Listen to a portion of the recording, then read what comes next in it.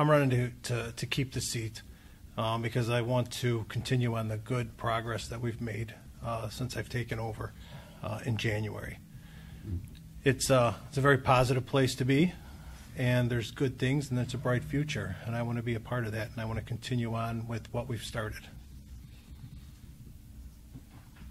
Okay. Mr. Ritter? First of all, I'd like to thank the voters for bringing me through the primary. My focus is I've lived in this ward. I had a birthday, turned 60 for 60 years. I lived in my parents' house, obviously, and I bought a house 2 doors down. It's my neighborhood. It's my home. I've taught school there at the local high school at Marshall and at West Tech, which is now part of the district, the old West Tech district. And I see a neighborhood in decline. I see a lot of good people and a lot of wonderful residents, but I see a neighborhood in decline, and it bothers me. And it's been in decline for some time now. I can't lay that in Mr. Kazy's lap. It's just been in decline for some time, and I'd like to make a difference. Well, if you can't blame Mr. Kazy for that, how would you do things differently? How would I do them differently as far as in the neighborhood? To try to make things. Well, one thing that I had mentioned at the past interview, I think that we obviously need a bigger police presence. And one of the things that we talked about was how we're going to do this, with our lack of money. Since then, it's gotten even worse. I mean, particularly on the east side of town where we're having baby shot and just random shootings. And I was also very alarmed that they had a shootout in front of a dormitory at Cleveland State, because if this kind of behavior trickles over to downtown, then we're going to be in some serious problems. So one of the things I'd advocate for is more police, more undercover police. We have to have this. Now, as far as funding is concerned, Zach Reed brought up the rainy day fund. We have $12 million in the city. I think he was advocating for $1 million. I think Mayor White needs to talk with Governor Kasich, because obviously this is part of his state. I'm sorry, Mayor Jackson needs to speak with Governor Kasich. I think he has $2 billion in his rainy day fund, and I think it's pretty rainy when people are getting shot up. I'm glad that it seemed to have calmed down the last 2 weeks. I've read that there's a U.S. Marshal presence, that type of thing. But I think we have to call on all of our resources. So that's where I would start.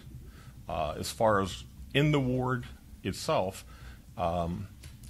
we've had robberies up and down Lorraine Avenue. Little Caesars 2 times, Carino's video, CVS, Sunoco, Mr. Hero, the BP station, Shell, and Burger King. And that's just in a strip between 140th and 150th and Lorraine Avenue. Over what period of time? I want to say 2 weeks. And, we talked at the last endorsement hearing about how can we attract more business to the neighborhood. Well, I'm concerned about some of the mom and pop shops. If you don't feel safe, it's pretty hard to run a business.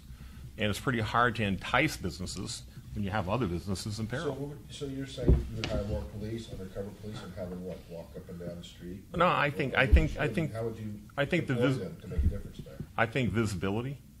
I think if you have a visibility, whether you're on foot or whether you're driving by on patrol, I think it's a deterrent. Obviously, I don't think people who are looking to get in trouble is looking to do it in front of a police officer.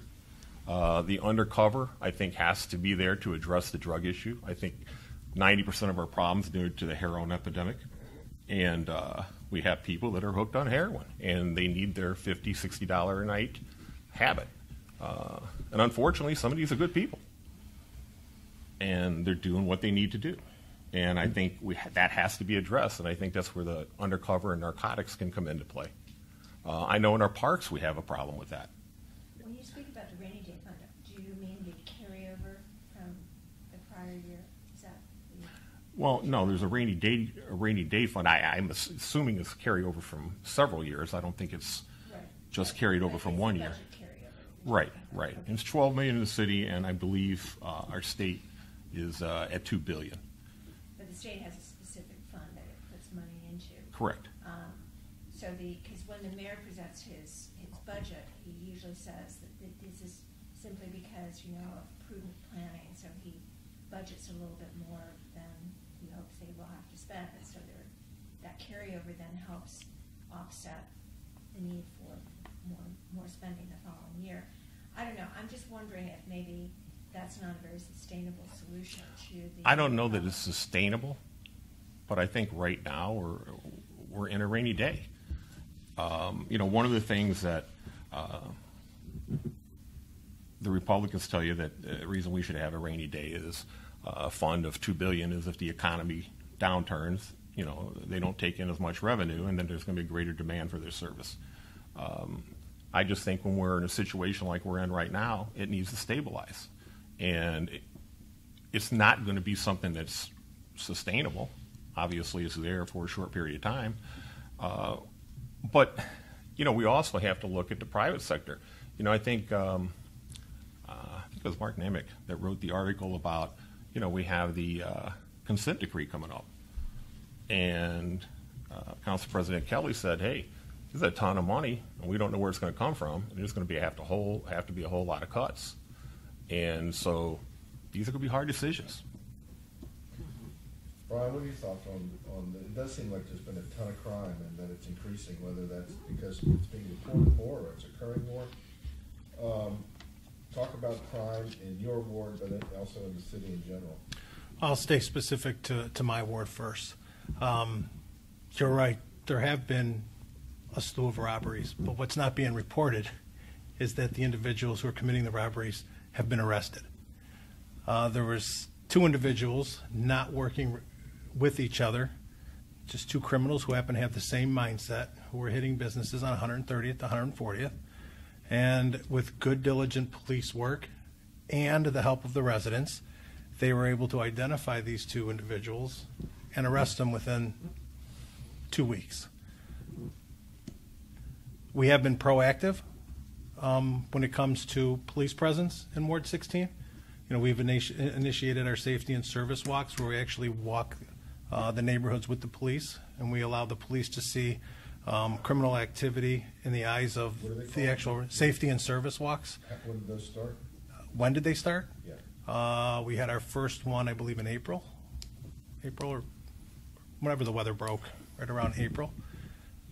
We've been conducting 1 to 2 a month, and that's where we actually go out and walk with patrolmen who are assigned to that. Do you walk with them yourself? Absolutely. And we bring the Community Development Corporation with us and a representative from Community Relations from the city. And we actually knock on doors and we allow residents to get to know police. So we're taking a very proactive way of policing in Ward 16. I don't know of any other ward that's doing it, but I don't know. Was this your idea? This is things I've been doing for many years, yes. Although you just recently moved into the ward. Right. So, some people might cynically believe this was a campaign event. This was not, because I've been doing this for years, going back to... In what capacity? Same capacity, just as an activist. Within when I lived in Ward 15, I would work with, at the time, going back to Commander Gingell, Commander McNeely, Commander Salzer, Commander McCartney. I've always been very proactive with the police. What was your job at the time? At the time, I was a probation officer. For? Cuyahoga County. I spent 10 years in juvenile, 7 years in adult. But then I also ran a weed and seed program for the city of Cleveland. And that's a grassroots proactive way of community policing. And basically what we did was we took a section of the neighborhood, and in our case it was about 73rd to 85th from Lorraine to Lake, and we basically weeded out of criminal activity and then seeded it back in with preventive intervention treatment services, neighborhood restoration projects. Basically we're breaking a neighborhood down. And then we'd build it. That you owned? This was it was a grant that was offered through the federal, the Department of Justice, and it was overseen by the U.S. Attorney's Office. So I was doing this. What was your title though? As the coordinator, weed and seed coordinator. Coordinator. Yeah. So still going on? it is not. It was one of the first things President Obama defunded. But basically what we were doing is we were grassrooting police work. And what I've done now is now that I'm fortunate enough to be in the position that I am, I'm taking that initiative and I'm taking it worldwide. So we've got actually police officers out knocking on doors. It's not a campaign thing. It's going to continue on for as many years as I'm sitting in that seat. We've also started Lorraine Avenue Merchants Association, where we've held 3 meetings regarding the redevelopment of Lorraine Avenue and crime, and so we're taking a very proactive stance in dealing with the criminal aspect. I would just like to say that it's 100% a campaign deal. It was done on my street. There was a flyer sent out the day before saying that Councilman Kazy, a couple of police officers, and the Development Corporation would be down the street. Brian came down, his campaign assistant, somebody from the Development Corporation, and 2 policemen. Now, I don't see, and by the way, the police are on the clock. I don't see any way, shape, or form that this makes the residents feel any more comfortable. The police obviously take the calls. They know what is going on in the neighborhood. The people in the neighborhood make the calls. They know what's going on. And we have this big entourage that comes down the street, and when Brian knocks on the doors, he's also asking for votes. So I don't think, at least, Not during the safety and service walks. Absolutely, and that's positively not not. 100% not what I've been told. Now, I can't tell you I've been in the house with him, but he came down my street, and I had several neighbors tell me that he asked them who they're voting for and if he could earn their support. And that's just, I can't be there. All I can do is tell you what residents have told me. When did you take office? You took office in Correct. January, I think, Correct. appointed by the council. Correct. Although I do want to follow up on that because you just said you felt police ought to be more visible. So Right. would you have had any objection to this if the councilman wasn't along for this? I don't see walking down the side streets. I think I would support maybe a bike patrol, which we've had in the past because you can cover more ground. But just to walk down the side street in the ward, I don't think is an effective tool. I'd rather the visibility be on the main streets where the businesses are, and obviously we need patrol up and down the side streets. But if the police just walk down the street, I don't think that's doing anything. Here. And the robberies that you brought up originally, Councilman said those perpetrators were arrested. Well, they have arrested some people. Did they get them all? I don't know. Are these guys who did every one? I don't know. I'm just saying, I don't know if it's these guys are serial robbers. I mean, I'm sure that, they're not the nicest people. But I'm just saying that we're in a situation where people are nervous. We have a neighborhood. Mr. Vasco was here. He had, he has a neighborhood computer group where they share what's going on, and they're pretty alarmed. And, we're having home break-ins, in big numbers. I mean, Channel 3 just did a special on crime in West Park. I don't think they showed up just because nothing was going on. Somebody brought something to their attention, or it came to their attention from the police blotter. And mind you, that story did indicate that 3 times in the story that crime has decreased in the West Park area. But getting back to your the safety and service walks, it's kind of funny. We were doing them, and people were complaining about this certain stop sign that people were running. So these 2 police officers, 3 days later, decide that they're going to sit at that stop sign that they received a number of complaints from. They end up stopping somebody. They get out of their car, and it was one of the people who were complaining that the stop sign was being ran. But here nor there, the police officers remembered the person by name. Okay? So there's where you start to get the comfort level within the police and the residents. It's not the fact that this person ran the stop sign or that the police stopped them. It's that all of a sudden, with our safety and service walks, the individuals who are patrolling the neighborhoods are actually getting to know the people who are living there. Brian, just a couple of questions. You grew up in the city of Cleveland? Sure. Yes. Which ward did you grow up Well, it depended on what year it was with the What redistricting, neighborhood? but I grew up on 85th and Lorraine, Which is part of what, 15. Lorraine, in the 15. And Correct. you ran for council in 2013. That was what, Brian Cummins? Correct. What ward is that? That's Ward 14. Ward 14, okay. And then, of course, you got appointed to Ward 16. 16. Okay. And you were not living in Ward 16, though, at the time. Nope. You've since moved in. Absolutely. To Ward 16. Brought your family with you and everything. Yep. Okay. And so it looks like you wanted to be Cleveland City Councilman pretty badly. I mean, whether it was Ward 15 or 14 or 16, you wanted to be on council. Okay. And I guess I'm wondering why. I mean, why would you? Do you feel like you are representative of the city first or of your ward first? Both. I think our city is our ward. It's a good representation of the city. It's a very diverse ward. Economically, it's got its poorer parts and it's got its more affluent parts. I believe Ward 16's a very special ward in that the representation of Ward 16, you could look at it and say, you know what, this is the city of Cleveland. It's a small version of the city of Cleveland.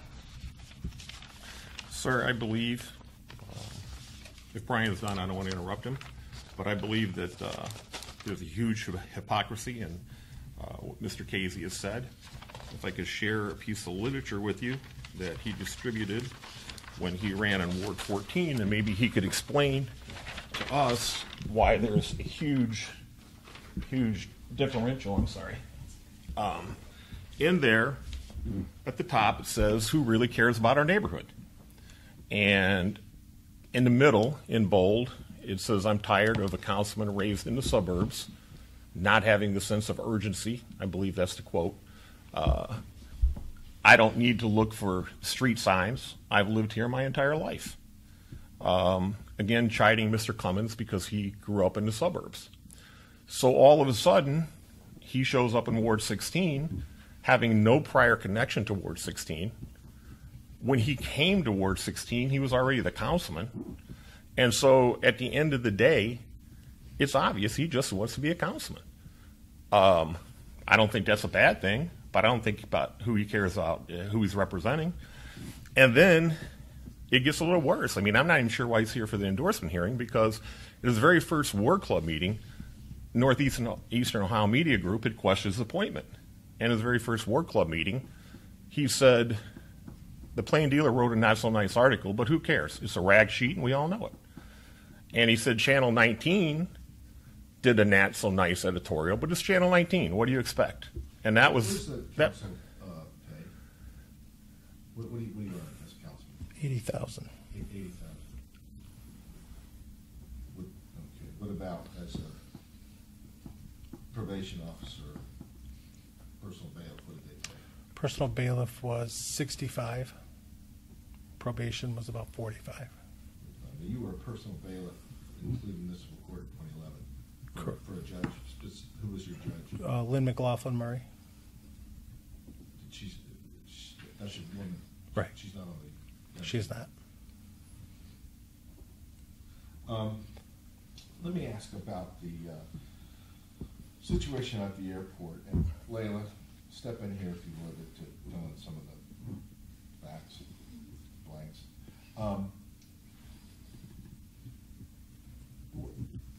There was a problem. Would you all both agree that there was a problem out there with the fact that Major. They didn't have staffing, and that they were cited several times by the federal government for not having enough personnel out there and dangerous situations and so forth. Brian, let me ask you first. How concerned are you about the airport situation? I'm very concerned. And now this issue came before the city council, did it not? Mm-hmm. It was the safety committee. Transportation. Transportation committee was and I believe the city, the mayor had really nothing to say. Kevin Keller really had nothing to say. Did you have anything to say? There was a fine issued by the FAA. The city has responded to that. It's held up in legal matters right now. And I don't know if it's appropriate for me to comment on something that's before the courts right now, before a decision's been made. Are you on the transportation committee? I am. Who's the chairman of that committee? Councilman Marty Kane. I mean, did they say anything to you about how to approach this issue at the meeting, whether or not to? Did anybody coach me on? On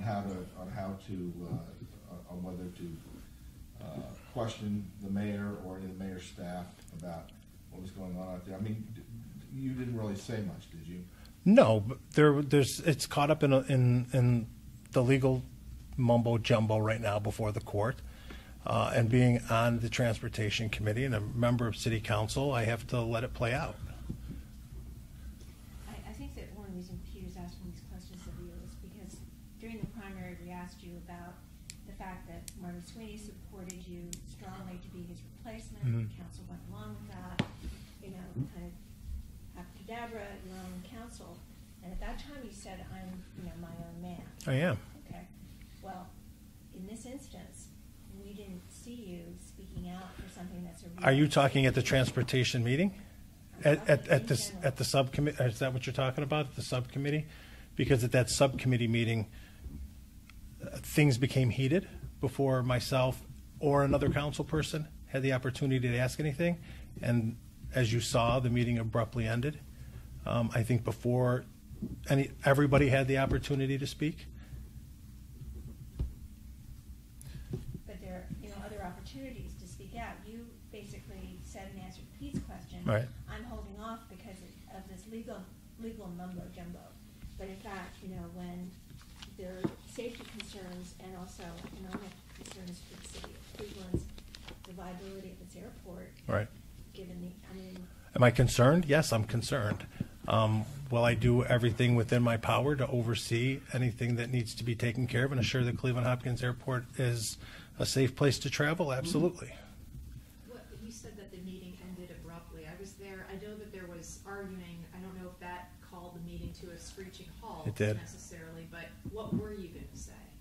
That I was going to ask Director Szabo if, in fact, the airport is a safe place to travel.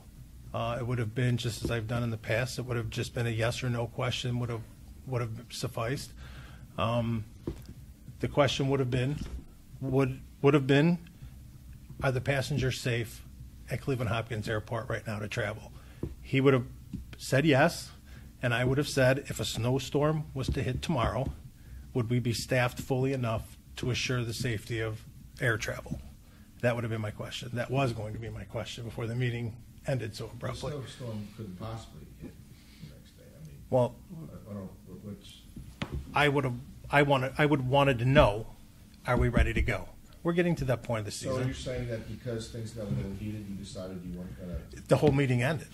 We didn't have an opportunity. Myself nor another council person didn't have that. We didn't have the opportunity to speak. So if he had said, yes, we would be ready tomorrow if the snowstorm hit, would that have been the end of your questioning? Given that we actually know that they don't have the people pipeline? Probably not, but he's not in front of me right now. I don't know. But probably not, no. Have you been getting many questions from your constituents about the airport and whether or not it's indeed going to be safe and ready? No, I've not gotten questions from No one at all constituents. has inquired about the airport. One person back in the summer had a question about the former director. And that was it. But since this emerged about the fines and. Not a call.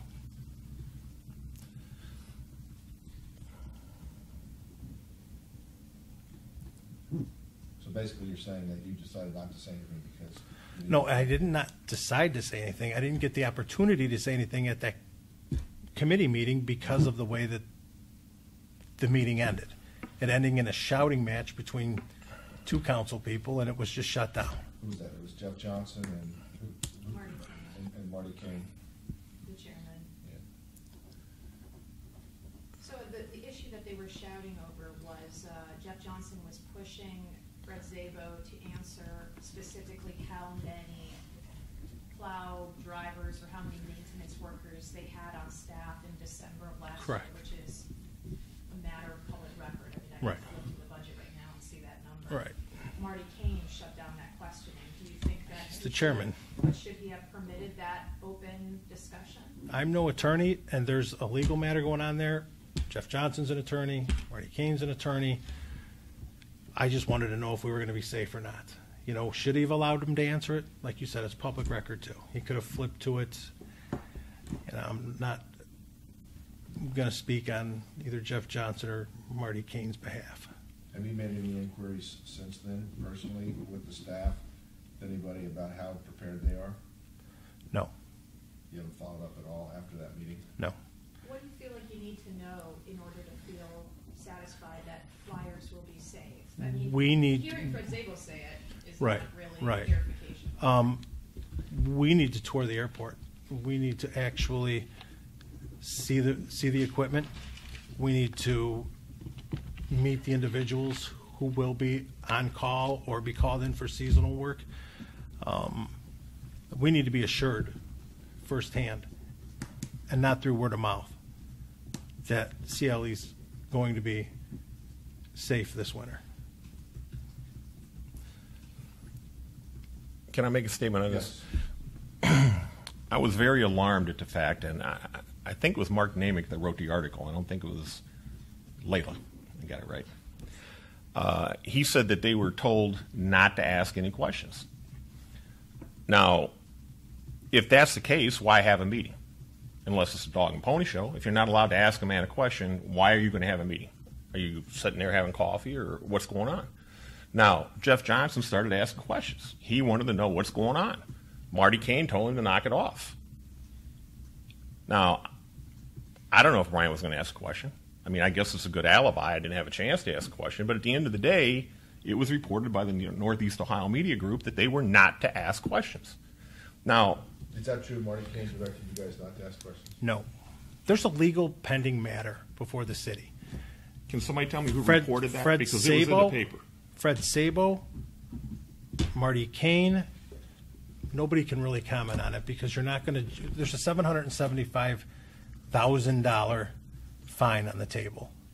Obviously, the city is disputing. But the people hide behind that all the time to keep them from taking the position or speaking out. They say, "Oh, there's legal stuff going on. We can't comment." And that's often a bunch of baloney. Right. I mean, is it a bunch of baloney with you, or you're saying that's the real reason that you don't want to speak out? No, I'm not speaking out on it because there's that legal matter that's still pending, and I'm not going to do anything to jeopardize the city's finances when it comes to that. I know the city's working on getting the fine reduced. What I'm more worried about is not so much the money aspect of it all, but whether we're going to be safe and getting out to the airport and seeing we have the proper tools, the proper equipment, the proper people to maintain the airport this winter. Is it putting the mayor and his staff on the spot sometimes the way to go about trying to see if that's the case, Yes, but not in this case? I'm not. I don't know. How am I supposed to? What do you want me to comment about? What is it that? What is I'm it? just asking the same question in a different way. Right, and you're going to get the same answer. Okay. All right. Mr. Ritter. All I can say is this: we have legal matters, as Brian's saying, but there's a lot of things that are going to be legally in question. You don't have to ask Mr. Szabo things about what's going on with the lawsuit or what happened in the past. That would possibly taint a suit, okay? Because the suit's about what happened in the past. The questions needed to be: what are we doing in the future? What kind of safeguards do we have in place? How are we doing with staffing? Because again, it's been reported that we don't have enough staff, and even if we were to hire enough people, they won't be trained by that time. What safeguards are in place? Are we going to have enough? Are they going to be in place in time for the snowy season? None of that jeopardizes a lawsuit. None of it even gets into what the suit is over. So we're not talking about past issues. In fact, it wouldn't even be fair to ask it because he wasn't the director then. The questions need to be. Well, I guess what I'm saying is moving forward should have been the questions, not about past. And if you want to protect the integrity of the lawsuit, we don't ask where we out of compliance, blah, blah, blah. Let's talk about moving forward. Now, I can say this, okay? I fly in and out of that airport. If somebody gives me a ticket or I buy a ticket to go to Florida in January, in the back of my mind, I'm concerned. And I think we have a right to be. And look, this council seat, there's only 17 councilmen in the city now and a mayor. And it has big impact on the region. That airport is used by probably a 7-county area. So, this isn't just a Cleveland matter. This impacts everybody. We can't just give them a pass. There's been time and time again where they're saying that when we had the discrepancy with the group from Los Angeles, the group that was handling our water department issues, and they were suing the city of Los Angeles, and the question came up, why didn't we sue them? And again, this is from the Northeast Ohio Media Group, okay?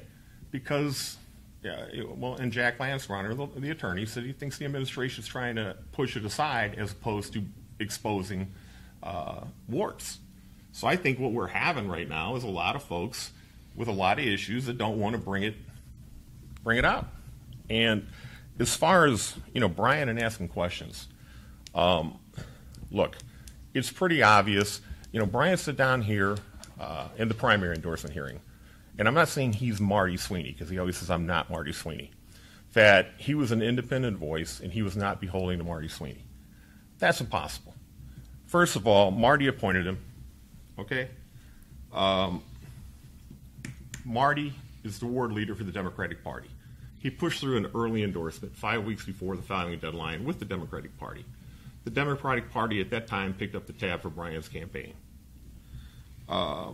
He then he had already hired Steve Alecko as his campaign guru and man to be on the street every night for him. Hang on now.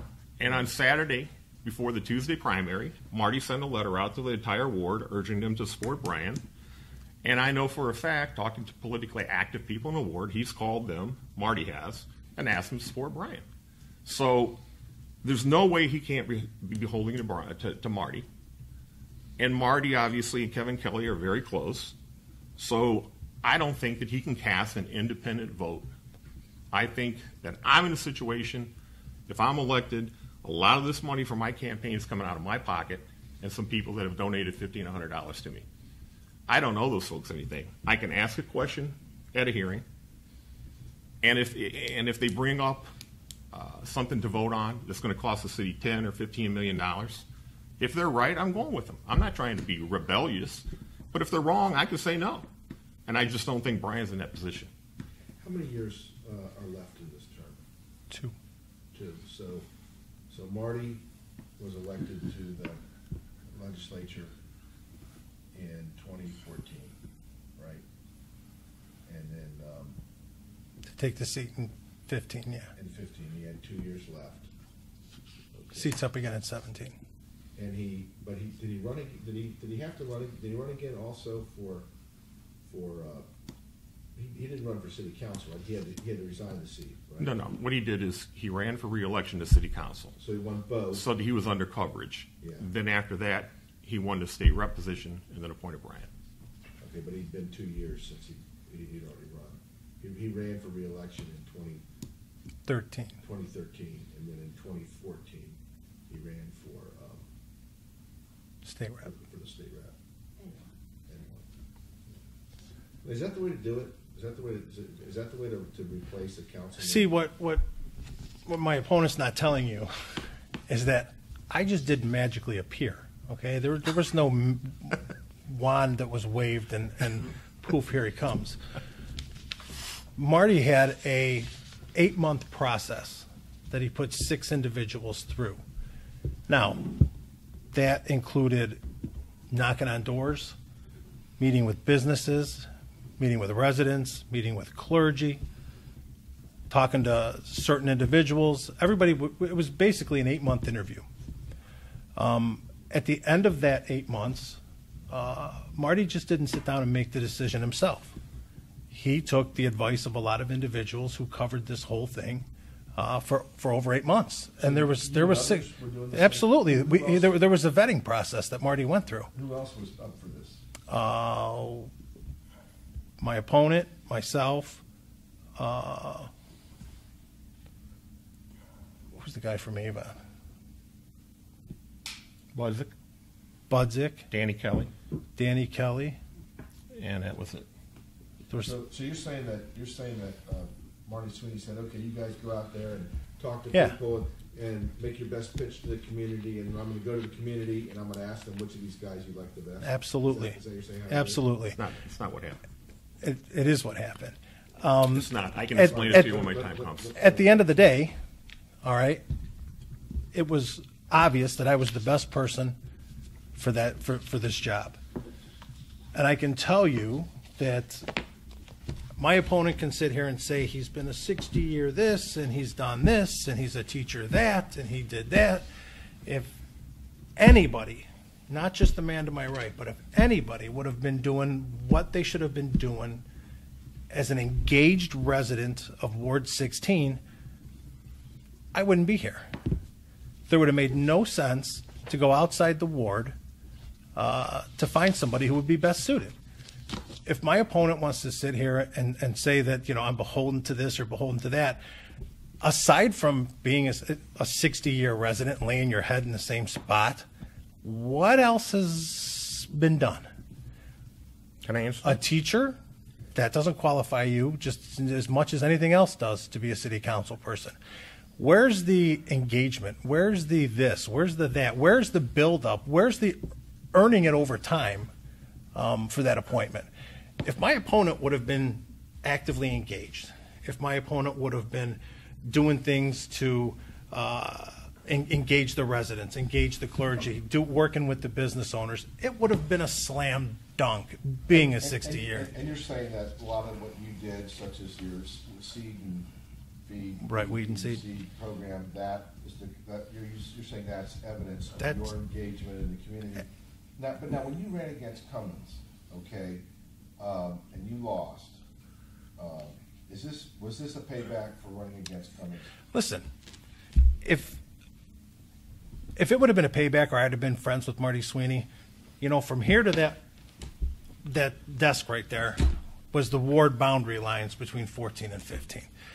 They were going through redistricting at the time. Marty Sweeney could have easily taken that pen and drawn one more street into Ward 14. He elected not to do that. Okay? Can I clarify this? No, let her finish. Okay. I thought he was finished. So you're saying no, it's not a payback. Oh God, no, it's not a payback. Marty Sweeney hasn't donated one dime to my campaign. Ooh, friends of Marty Sweeney paid for the letter that went out on Saturday before the primary. I'm just saying. Right. If Marty sent a letter out, I knew nothing about it. He did it all on his own.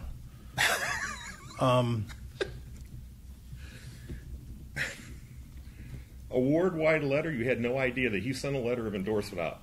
And at the bottom of it, it said paid for by friends of Marty Sweeney. You had no idea. I didn't know. That a letter went out. Brian, that's impossible. It went out to every voter. He said he didn't know. I didn't know. Okay, hey, if that's what he says, that's what he says.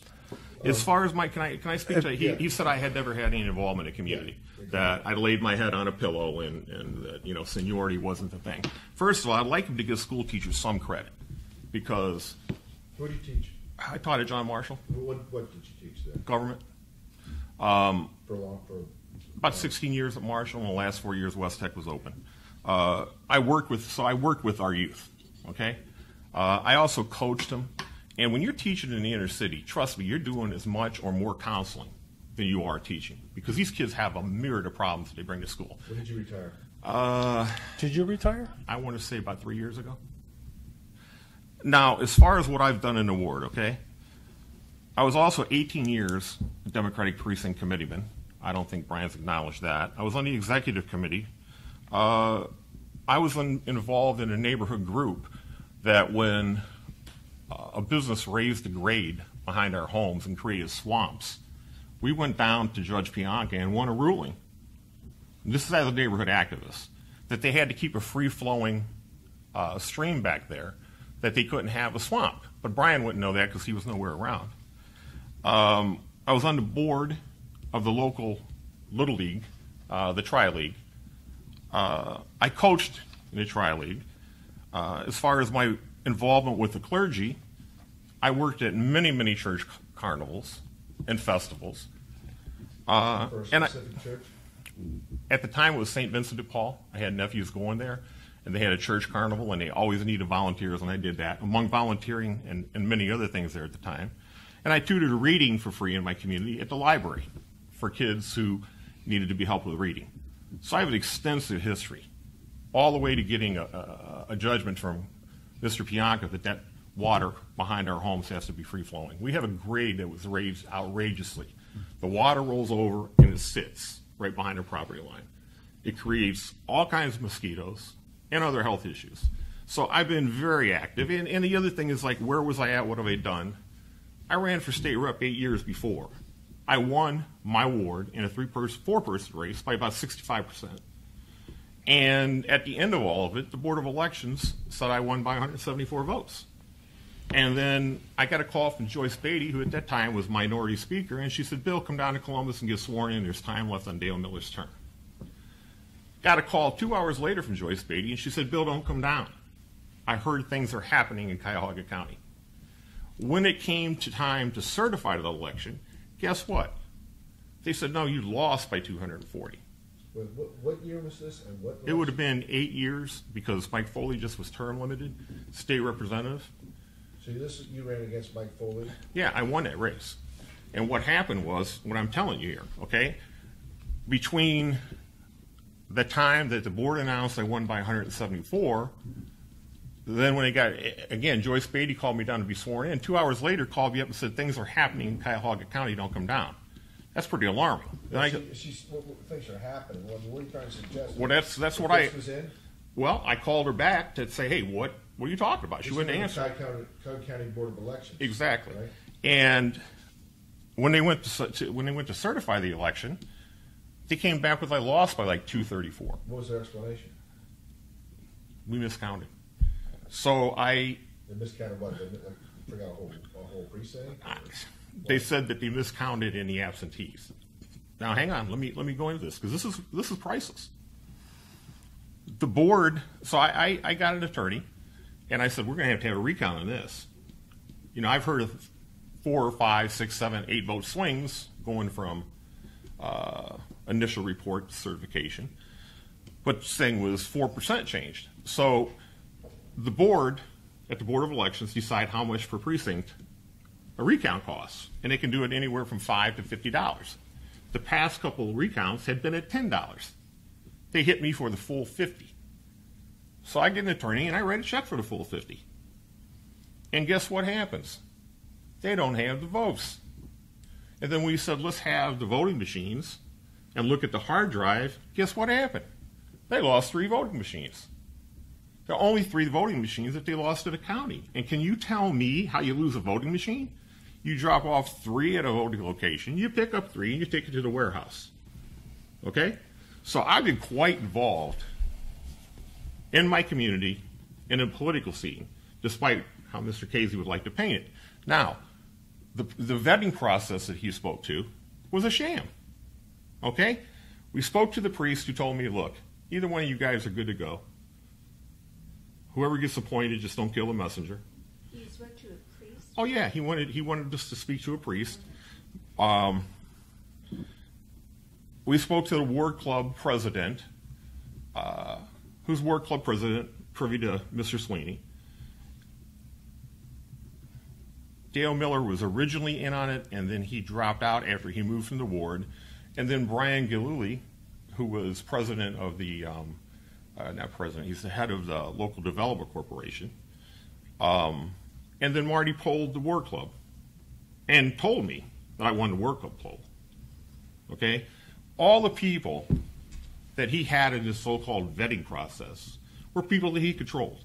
If anybody in this room believes that a Cleveland City Council appointment or a state representative appointment is going to hinge on 3 or 4 people, all right, then you believe in fairy tales. Did he ask us to go out? Yeah, he said, please go out, knock on doors. Because he said he wasn't talking about who could best represent the community. I want to know if I appoint somebody, they're going to win this election. They cannot lose. He said that publicly. Publicly. Now, on the private... Well, winning is part of the equation. Well, privately, he told me, Bill, you know, if I appoint you, it's a done deal. You've already been on the ballot here. You've won in big numbers. With my endorsement, it's over. Marty said that to you? Exactly. I said, then what's the problem, Marty? And what it really got down to is, Marty he'll let you run the day-to-day operation in the ward. But Marty wants to be a power broker. And Marty wants to be able to call in a vote. And Marty's still close with Kevin Kelly. And if there's a $10 million vote on a walking bridge that says to put money in on, he wants to be sure that the vote's right. And that's the name of the game. Marty wants to be a power broker. He could care less. He's free to run the day-to-day operation of the ward. But believe me, he's not to vote the way he wants. Now, you know, you have portrayed Mr. Kazy as just a puppet, but some people consider... Not a puppet. I said he could do the day-to-day operations of the ward. Okay. But now some people consider that you are a determined negativist and that you will be, you know, opposed to everything and not a constructive member of council. No, not at all. I think I pointed out several times, and I'll say it again, okay? If they're right, I'm on board.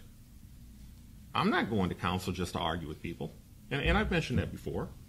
If they're right, I'm good. Why wouldn't I want the right thing? But I don't think we have a checks and balances right now with the mayor. I think our council is too close to Mayor Jackson. Not Mayor White, I'm sorry. I'm old. I would be part of the checks and balances. And were I in that meeting with Mr. Szabo, I've got questions. Now, I'm not trying to be nasty, but the truth needs to come out. And it's pretty hard to get it out unless I say it. So no, this is not a negative naysayer. This is not everything they do downtown is wrong. And this is not that everything's a sham. But I've shown you literature, the hypocrisy of this. I mean, what Brian says in his race in Ward 14 was that he lived there, he knows the street, he knows the neighborhood. We've got a councilman from the suburbs. I'm saying the same thing in my race. There's not 2 sets of rules, one for Brian when he's running in his home area and one for Brian when he's running in another ward. I'm saying, hey, what it is what it is. I think we should move on to another topic. Yeah, okay. Here's one from the preview that I put online, and I'll just read it. Okay.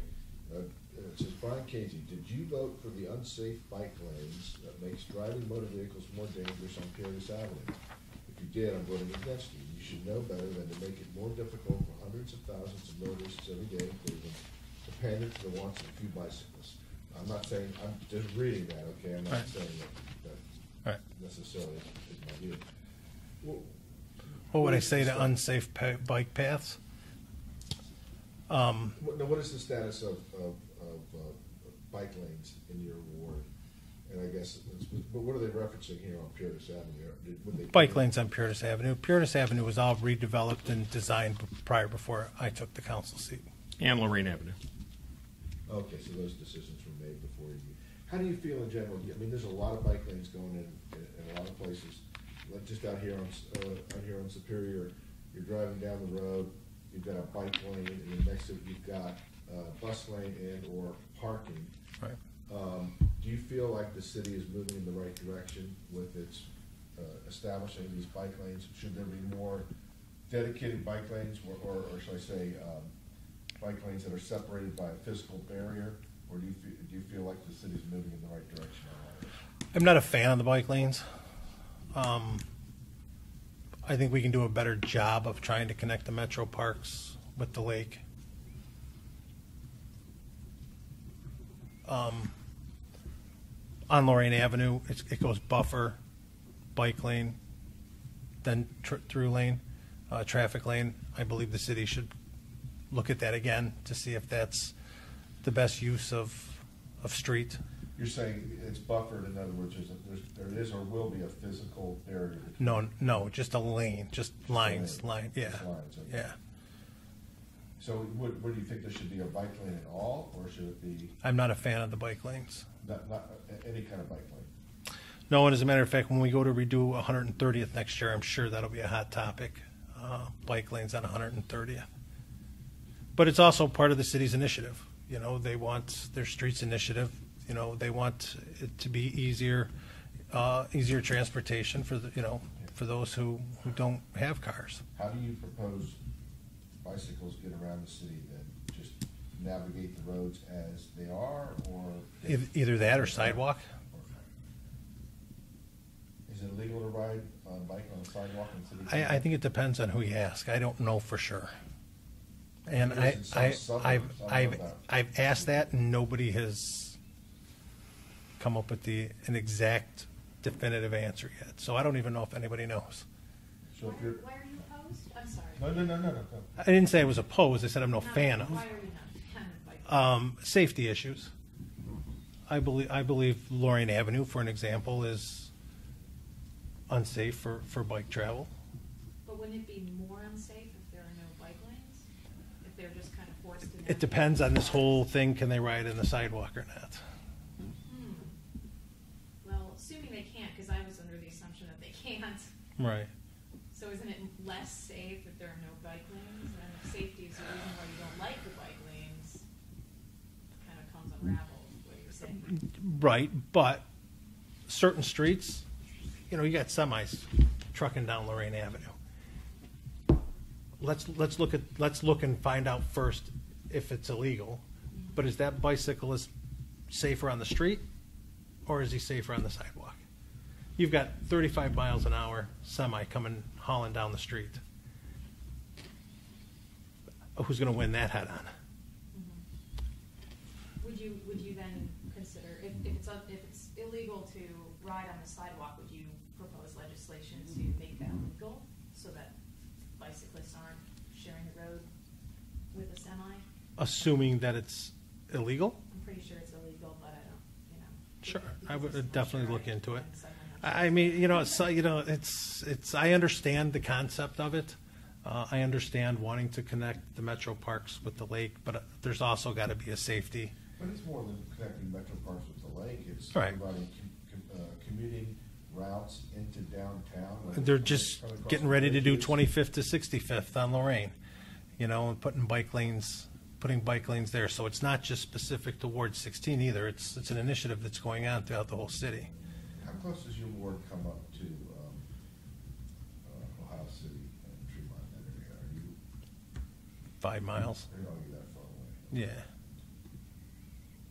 Does the red line, the proposed red line, go through your ward at all?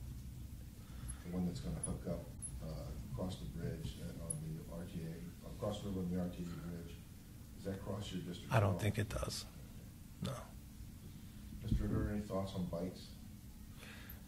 Surprisingly enough, Brian and I do agree on some things. I don't think it's in the best interest, and I think it's very dangerous. What, bike lanes? Yeah. I've witnessed on Puritas Avenue, guy almost got killed. And I'll tell you what happens. You get into rush hour, and you have the cars in one lane. There's not that many people that are using the bike lanes. So what happens is they're used to swinging out into the right lane, which is the bike lane, and passing somebody. I saw a guy almost get taken out. The other issue, besides the safety, is that was on Puritas. The other issue is I believe we're supposed to serve the majority. We just don't have much bike traffic. Now, will that grow in the future? I don't know. We're going to find out. But if I've got 5 bicycles and I got cars sitting in gridlock, I don't think that makes sense. And I can tell you the residents of our ward do not want them. They do not want them. The biggest thing going on right now is the bike lobby. And they're putting some serious pressure down. So, Elizabeth, to answer your question before, I'm not hating on everything downtown. I'm not hating on Brian. There's issues that we agree on. Can I bring up one thing that Matt Zone brought up that I would wholeheartedly support? And again, when they're right, they're right. Matt says the old Max Hayes building where they plan on building the new west side of high school could be better used for to sell for private use, whether it's condos or the extension of Gordon Square. And he's 100% right. Lakefront property for a school, even though it's not exactly lakefront, but it has a good view, that's just stupidity. So that's the city school's decision, not city council. Exactly. However, since the school district is under the control of the mayor, I think city council needs to take a little more active approach with it. And the mayor can make that happen. The other thing, we have the school district, and again, it's not under the auspices of city council, but city council, our constituents go to those schools, and it impacts our city. Right now, the board is running some high rent offices downtown. Parma recently, I shouldn't say recently, a while back, took their board office and connected it to Parma High School. We have all kinds of vacant schools in the city where we could have offices. We don't need to be spending taxpayer money on high rent downtown offices. It's just unacceptable to me. Again, that's the school districts. But again, those are our constituents. The mayor is in charge of it, and we need to have some say in it. Not to run the school district, but we need to have some say in it. I do want to make sure we talk about one thing that's sort of before city council effectively, and that is the revelation that Cleveland Public Power imposed a surcharge for 16 years that without going through city council for rate increase. And now that it's come out, it doesn't appear that council is preparing to investigate, hold hearings. Mr. Kazy, I'd like to hear from you on your position about that. We are. You are preparing to hold hearings? Yes. Okay. What's your personal position on this? I think it was wrong. If it happened, it was wrong. And I wish it would have come out sooner. And I blame a lot of individuals. Among them? Former director. Former director named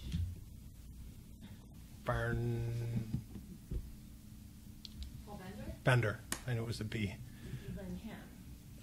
He's the guy who He was brought He it did out. the whistle. right. Yeah. Right. You're blaming him for. I'm not.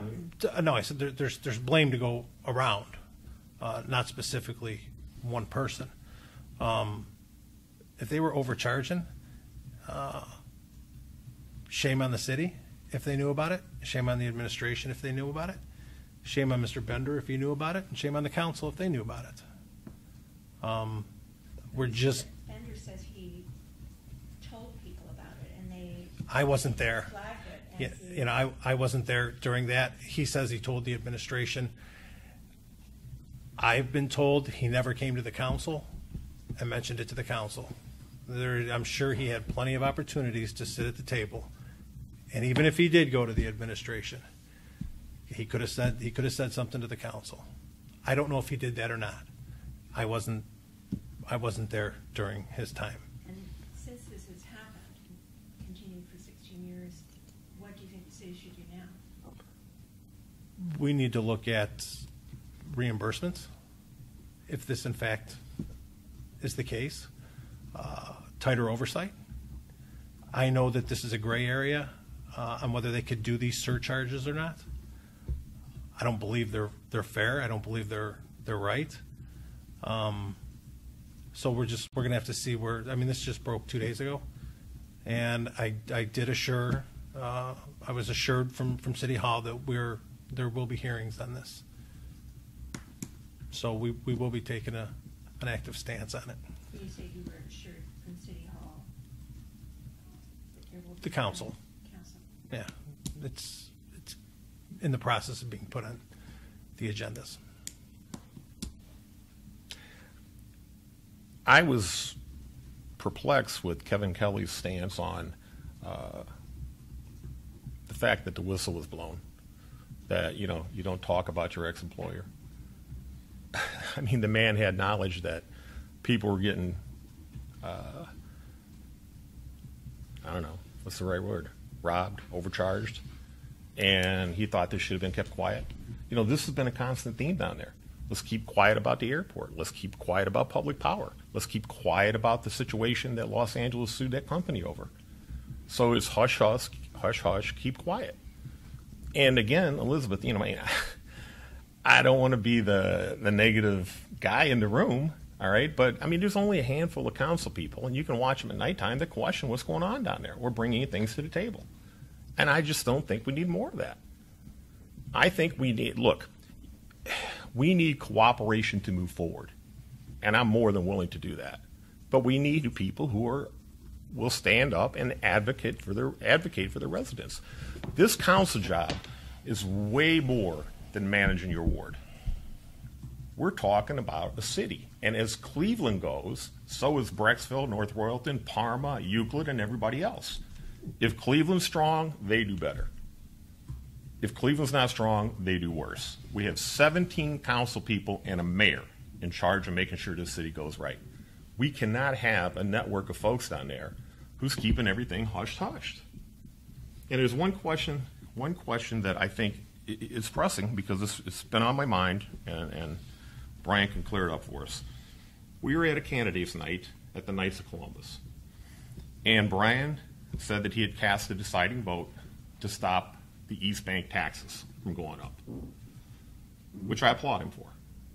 But then he made a statement that I could have had my entire campaign paid for had I cast that vote to let the taxes go up. And I want to know who was trying to buy his vote. Because that's what it sounds like. I could have had my entire campaign paid for had I voted for that tax increase. Let me answer? Sure. What's important is that I didn't get it all paid for. That's the important thing. And it's funny because you go back to being loyal to somebody or somebody else power broking votes. There's your best example of me not doing that, and me being my own individual. Who was pressuring you to vote for it? That's neither here nor there. Oh, that's very important. Somebody's trying to buy a vote. That's neither here nor there. That's criminal. That is me standing up and doing what's right and doing what's best for the residents of Ward 16 in the city of Cleveland. Am I wrong to say that that's a crime to try to buy our vote? And if somebody committed a crime, I think we need to know who this individual was. If there was such an individual or group. Or did we tell a group of residents what we thought was good?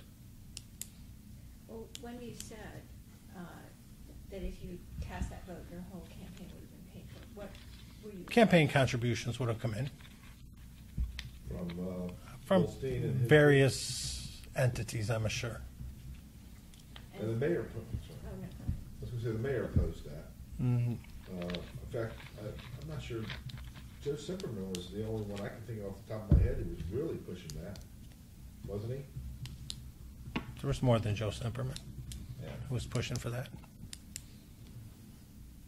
That was 2 weeks into council.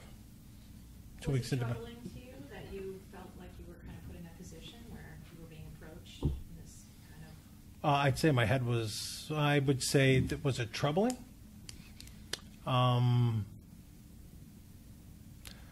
Let's just say that I'm in the big leagues now. I'm not sitting on the porch anymore. I'm actually in the game. How did Kevin Kelly vote on that one? He abstained. Because, that's right, his law firm. was Right. involved, I think, yeah. Right. You know, I know you've told us, sitting here, that if you had a chance to speak up, you would have said, I want to go to, on the airport thing, I want to go to the airport, I want to be proactive, I want to have oversight. And you've told us that you're very troubled by this thing with the surcharge, and you've been told that city council will be holding hearings, and you're waiting for that to sort out the situation. But there's sort of some visuals of you just standing and not speaking when these issues come up, okay? So, I want to hear, and now we hear that you sort of get in council, and all of a sudden it's all these moneyed interests who want certain votes. I think it's like a kind of you're spinning it, but go ahead. okay, that's just, I'm just curious. This You're is hearing what one I'm- specific incident and then Okay. a couple of other ones. Okay. So on these instances, though, it does seem like it's all about where the power is, as opposed to where the right is. I just would like you to speak to that. Where the power is as opposed to where the right is, Yeah, I would take right over power anytime. but then why are, If I would have taken the power, I would have voted yes On what? on the East Bank of the Flats thing, So why did you oppose it? because it wasn't the right thing to do. Why wasn't it right? Because they couldn't tell me where they were going to spend the additional dollars. But they did spell out certain types of uses down the line. Not to me, and when I asked, nobody can answer. Who specifically did you ask? A couple of council people. I got a call actually 5 minutes before the council meeting started from a union.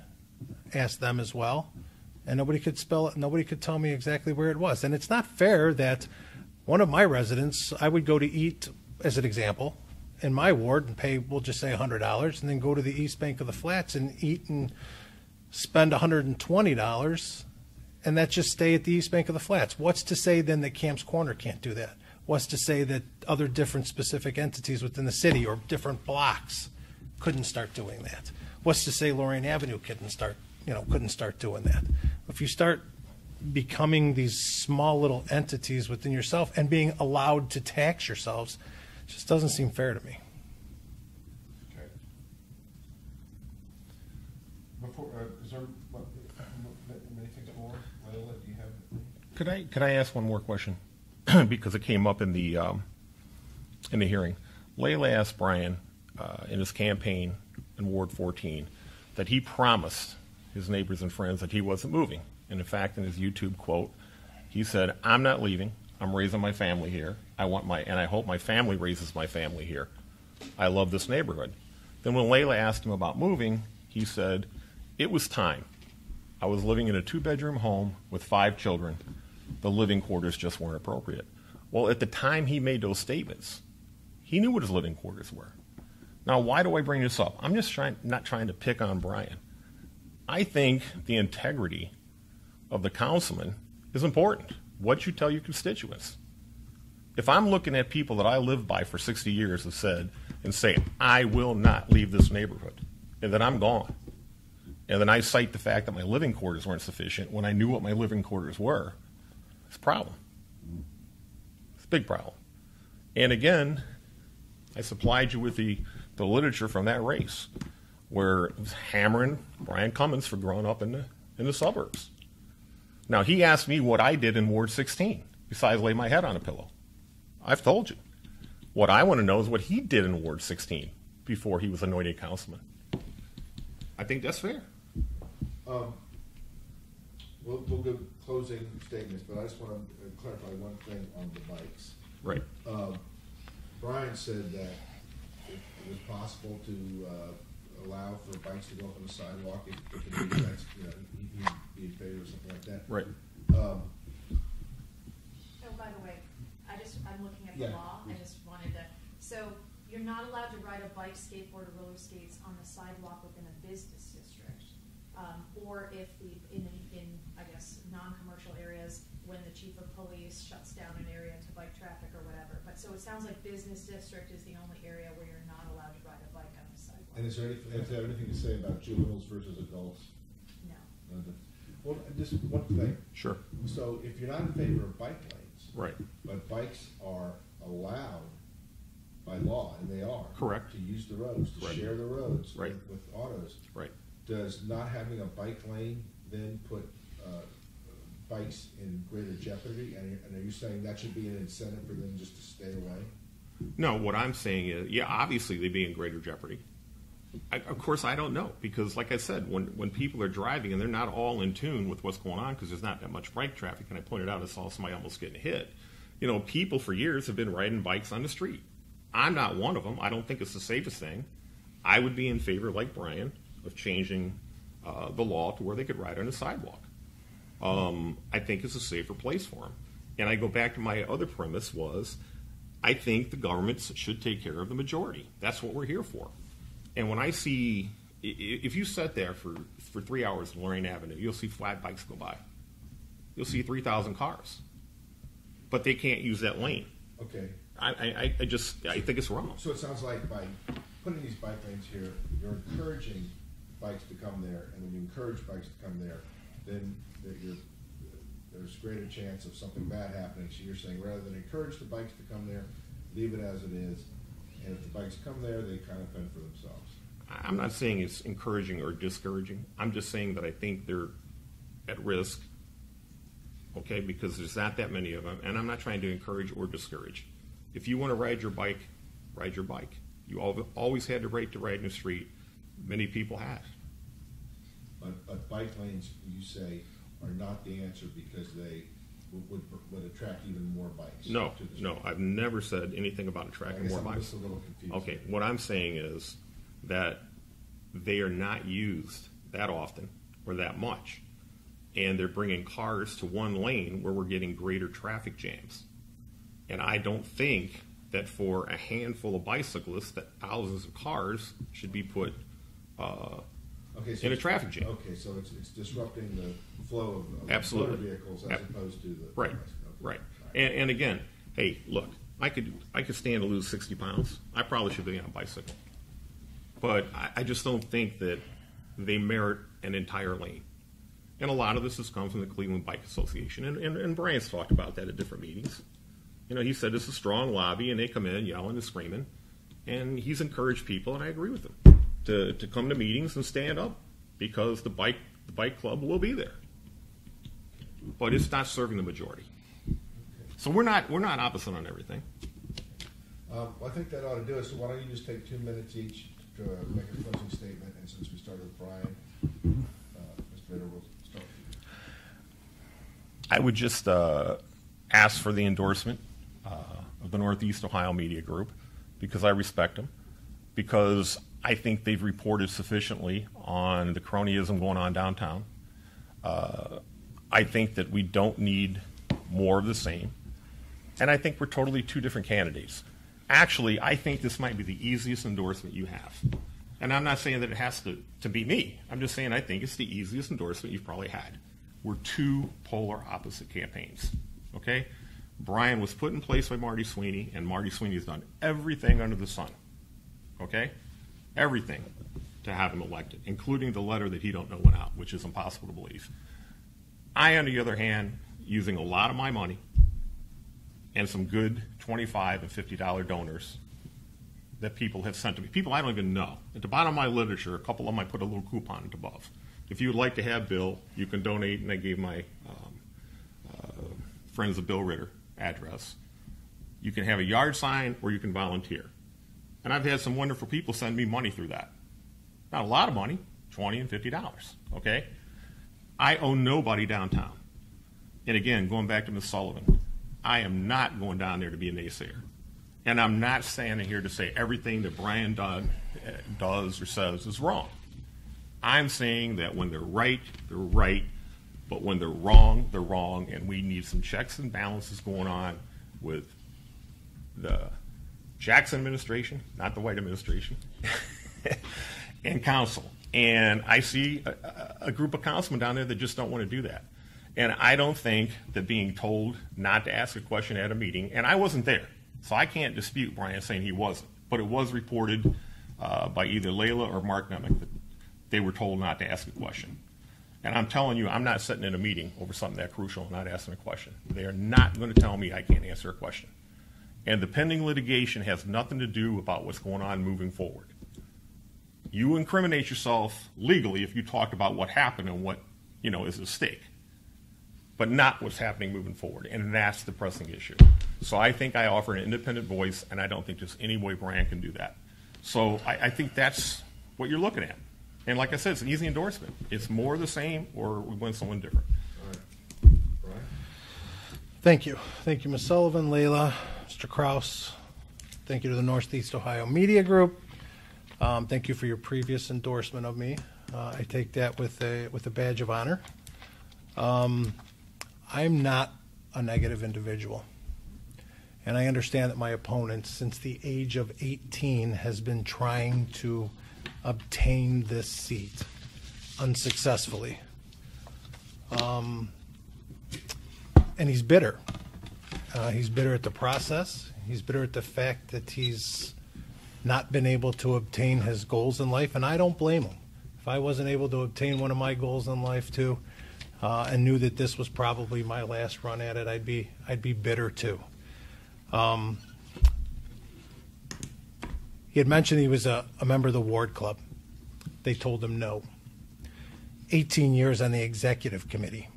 They told him no. Marty Sweeney told him no. When he ran for state rep, he was told no. When he ran for city council previously, he was told no. And the current voters in September told him no. There was a 5-person primary, and according to my opponent, the outsider came in and was able to garnish almost 49% of the vote. That comes from a lot of hard work. That comes from a lot of dedication. And it comes from doing the right thing. I never asked one resident for 1 red cent, and I wouldn't take any money from a resident. Good things are happening in Ward 16. There's a lot of positives going on that I know that we mentioned more specifically in the previous interview. I'm sorry, you say you wouldn't take any money from a resident? From residents. Who would you take money from? Who would I take money from? You're talking about campaign contributions? Right. Union, labor.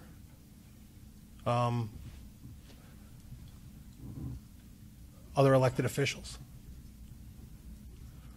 But you can check. Why not the people? Is it right to take money from somebody you represent? Is it right to take money from somebody who's a power broker, like the unions or another public official? Well, somehow you got to get it paid for, right? You're talking to 2 guys here who both have a campaign to pay for, so the money's got to come somewhere. But that's neither. I interrupted you. Yeah, it's okay. So we got a lot of good things going forward in Ward 16, and I humbly ask you for your endorsement, and I look forward to winning in November and continuing the representation of Ward 16. Thank you.